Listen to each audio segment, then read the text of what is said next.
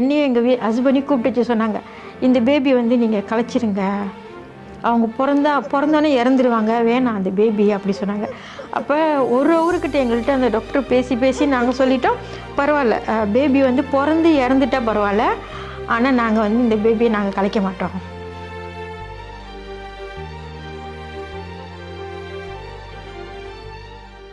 கருவிலேயே கலைக்க வேண்டிய அபாயத்தில் இருந்த தன் மகளை மீட்டெடுத்து பாராட்டி சீராட்டி வளர்த்து வரும் ஒரு தாயின் கதை இது.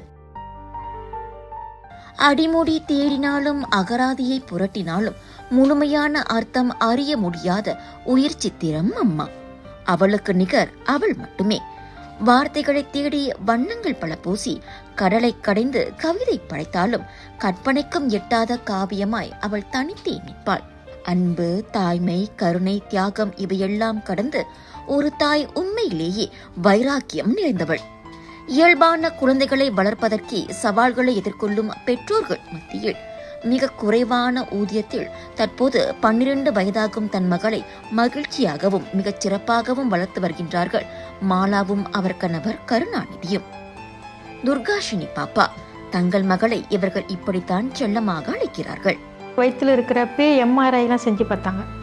என்ன உன் பிள்ளைக்கு வந்து ஒரு சைட்டு கிட்னி இல்லை, ஹார்ட்டில் ஓட்டை இருக்குது, மேபி அந்த பேபி பிறந்துச்சுன்னா கண்டிப்பாக இறந்துடும், உயிராக இருக்க மாட்டாங்க அப்படி சொன்னாங்க. அப்போ என்னையும் எங்கள் ஹஸ்பண்டையும் கூப்பிட்டு வச்சு சொன்னாங்க, இந்த பேபி வந்து நீங்கள் கலைச்சிருங்க, அவங்க பிறந்தோன்னே இறந்துருவாங்க, வேணாம் அந்த பேபி அப்படி சொன்னாங்க. அப்போ ஒரு அவர்கிட்ட எங்கள்கிட்ட அந்த டாக்டர் பேசி நாங்கள் சொல்லிட்டோம், பரவாயில்ல பேபி வந்து பிறந்து இறந்துட்டா பரவாயில்ல, ஆனால் நாங்கள் வந்து இந்த பேபியை நாங்கள் கலைக்க மாட்டோம். பிறந்து வைக்கிற டைம் வந்துருச்சு. அப்பயும் நான் போய் அட்மிட் பண்ண போகிறேன்.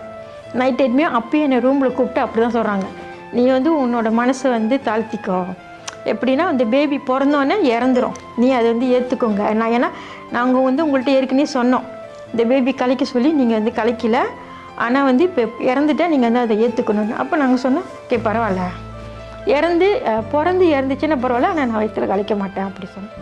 இல்லை அப்புறம் ஒன்று என்ன சொன்னாங்கன்னா, ஆஸ்பத்திரியில் உங்கள் பிள்ளை பிறந்துச்சின்னா தலை பெருசாக இருக்கும், அது தண்ணி கொத்திருக்கா தலை பெருசாக இருக்கும், கண்ணெலாம் பெருசாக இருக்கும் அப்படி சொன்னாங்க.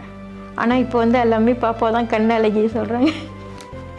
டிக்டாக்ல நிறைய கமெண்ட் வர்றது அப்படி தான், பாப்பா கண்ணு அழகாக இருக்குன்னு. நான் அதை யோசிப்பேன், ரொம்ப யோசிப்பேன், எப்படி நம்ம பாப்பா எப்படிலாம் சொன்னாங்க, இப்போ பாரு பாப்பா எப்படி இருக்குது, எல்லாமே இந்தமாரி சொல்கிறாங்களே, அது எனக்கு ரொம்ப சந்தோஷமாக இருக்கும் அந்தமாரி கமெண்ட் படிக்கிறப்போ. அவங்களுக்கு ஹோர்ஸ் ரைடிங்னால் ரொம்ப பிடிக்கும். பாப்பா குதிரை ஓட்டலாம், குதிரை எப்படி ஓட்டுறது சொல்லு, அவங்க குதிரை ஓட்டுறது சொன்னாலே கையை காமிச்சிடுவாங்க, அவங்களுக்கு ரொம்ப பிடிக்கும் குதிரை ஓட்டுறதுன்னா. ஃபர்ஸ்ட் டைம் வந்து பயந்தாங்க, அழுந்தாங்க. இப்போ வந்து நம்மளே பார்த்தா எட்டி கூட பார்க்க மாட்டாங்க, பாபாய் காமிச்சிட்டு அவங்க பாட்டு போவாங்க. அது வந்து பாப்பா வந்து எல்லாத்திட்டையும் ஃப்ரெண்ட்லியில் போவாங்க, யாருக்கிட்டையும் போக முடியல, எல்லாத்திட்டையும் அவங்க எல்லாத்திட்டையும் ஃப்ரெண்ட் ஆயிடுவாங்க.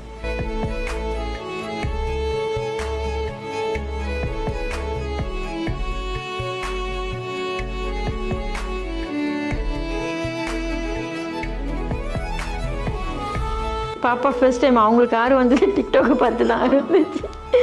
எப்படின்னா இப்போ நான் டிக்டாக்ல போடுறேன்ல, அவங்க பார்க்குறாங்க தானே. இப்போ குதிரையெல்லாம் ஃபர்ஸ்ட் டைம் அவங்க பயந்தாங்க, இப்போ அவங்க அது பார்க்க அவங்களுக்கு அந்த பயம் போயிடுச்சு. எதாக இருந்தாலும் நான் அப்படி தான் அவங்களோட வீடியோ எடுத்து அவங்களுக்கே நான் காமிப்பேன், அவங்க ஃபோனில் டவுன்லோட் பண்ணிவிட்டு அவங்களே காமிப்பேன். அந்தமாரி காமிச்சுமா அவங்களுக்கு அந்த பயம் போயிடும், பயம் இருக்காது.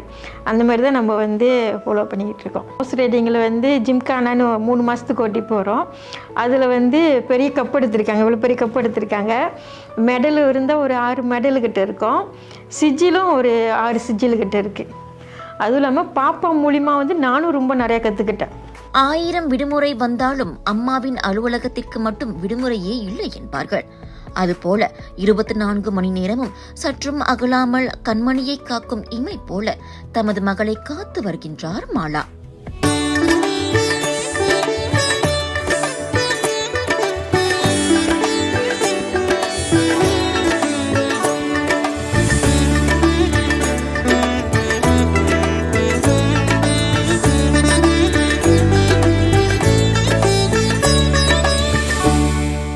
காலையிலே வந்து எழுந்திரிச்சு நானும் அவங்க கூட ஸ்கூலுக்கு போனோம். அவங்க ஸ்கூல் இருக்கப்போ நம்மளும் ஸ்கூல் இருக்கும். காலையில் 8 மணிலேருந்து 12 மணி இருக்கும். நான் அவங்க கூட நான் வந்து 24 ஹவர்ஸ் நான் அவங்க கூட தான் இருக்கிறேன். காலையில் 8 மணிக்கு போனோமா, அது 12 மணிக்கு வருவோம். 12 மணிக்கு வந்து அவங்கள ரெடி ஆக்கி வீட்டில் சமைக்கணும், வீட்டில் செய்யணும். அப்புறம் அந்த மாதிரி தான் எங்கேயாவது போகிறதா இருந்தாலும் யோசிப்போம், பாப்பா இந்த இடத்துக்கு போக முடியுமா, கூட்டிகிட்டு போக முடியுமா, அப்படி தான் நாங்கள் போக முடியும். நாங்களாம் எங்கேயுமே தனியாக போக மாட்டோம். எங்கே இருந்தாலும் பாப்பாக்காக நாங்கள் வந்து பாப்பா கூட்டிகிட்டு தான் போவோம். இந்த இடத்துக்கு பாப்பா போக முடியாதுன்னா அந்த இடத்துக்கு நாங்கள் போக மாட்டோம். எங்களுக்கு முக்கியம் பாப்பா தான். எனக்கு மிகப்பெரிய ஆதரவு என் கணவர் கருணாநிதி என்கிறார் மாலா. ஒரு அம்மாவாக குழந்தை மீது முழு கவனம் செலுத்த முடிவதற்கு என் கணவர் இரவு பகல் பாராமல் பாதுகாவலராக 2 வேளை செய்கிறார். அவ்வளவாக வருமானம் பெரிதில்லை என்றாலும் துர்காஷினி பாப்பா, நான், என் கணவர், எங்களின் 21 வயது மகன் என எங்கள் சிறிய உலகில் நாங்கள் நிறைவாக வாழ்வதாக கூறுகிறார் இவர். எங்கள் ஃபிசியோ போகிறதுனால அவர் தான் கூட்டிகிட்டு போவார். அவங்க வேலை செய்கிற இடத்துல சொல்லிடுறாரு, போஸுக்கு தெரியும்.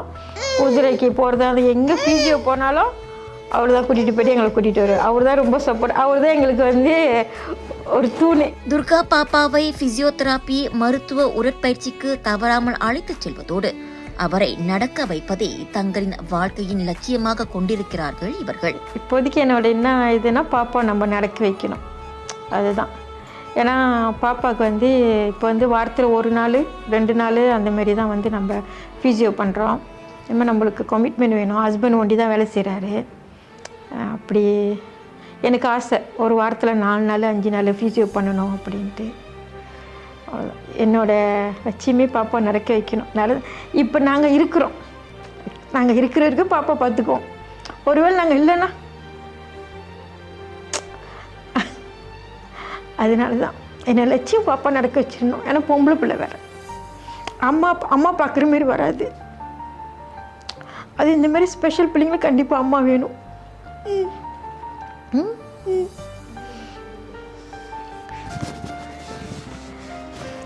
ஓ, நான் இருந்தேன்னா அவங்க emotional.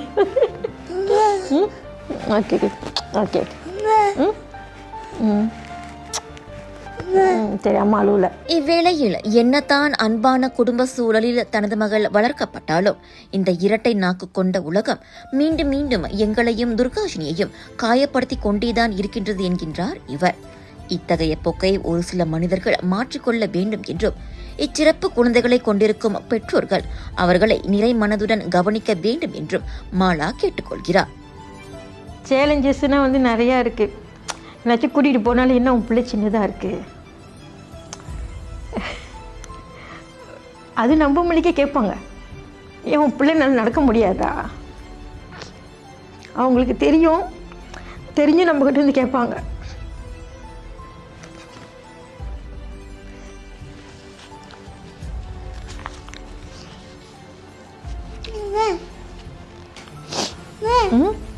Okay okay okay oh okay okay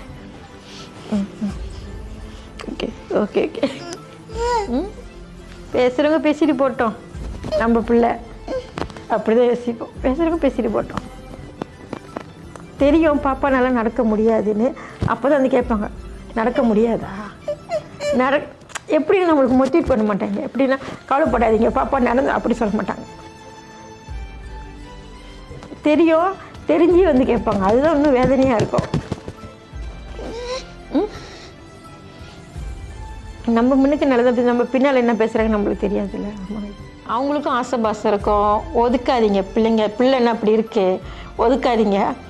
அது ஒன்று என்னன்னா, இப்போ வேறு பிள்ளை அப்படி இருக்குன்னா அப்படியே ஒரு மாதிரி பார்க்காதீங்க, போய் பழகுங்க, போய் பேசுங்க, சும்மா விளாடுங்க. அந்த பிள்ளைங்களுக்கு சந்தோஷமாக இருக்கும். இப்படி பாப்பா இப்படி இருக்கிறது தெரியாத மாதிரிலாம் போகாதீங்க. எந்த பிள்ளையாக இருந்தாலும் எல்லாமே வந்து உயிர் தானே, ஆமாம் இல்லையா? தெரிஞ்சவங்க நாய்க்கார பிள்ளையாக இருந்தாலும் சரி, போங்க பிள்ளை அப்படி இருக்கிற போய் கை கொடுங்க, சயம் பண்ணுங்க. அதெல்லாம் வந்து அவங்களுக்கு ரொம்ப சந்தோஷமாக இருக்கும். அதுதான்.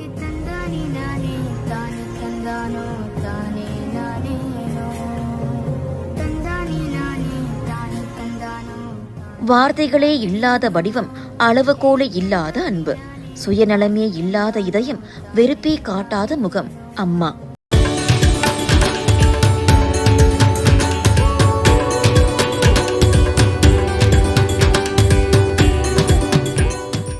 Selamat menyambut Hari Deepawali kepada seluruh masyarakat kaum India di negara kita. Semoga Deepawali tahun ini akan membawa kebahagiaan kepada semua dan kita harap sebuah negara yang lebih maju, yang lebih baik demi kepentingan seluruh rakyat Malaysia. Sudah tentu kerajaan akan terus meningkatkan tahap sosio-ekonomi masyarakat kaum India seiring dengan pembangunan negara. Dalam meraihkan sambutan Hari Deepawali, saya berharap anda semua akan memandu dengan cermat supaya sampai ke destinasi masing-masing dengan selamat untuk menyambut Hari Deepawali. Deepawali Narwatagal.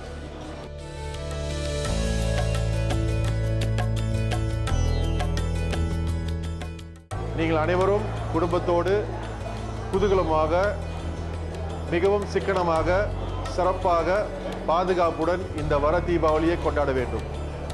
அனைவருக்கும் என் இனிய தீபாவளி நல்வாழ்த்துக்கள்.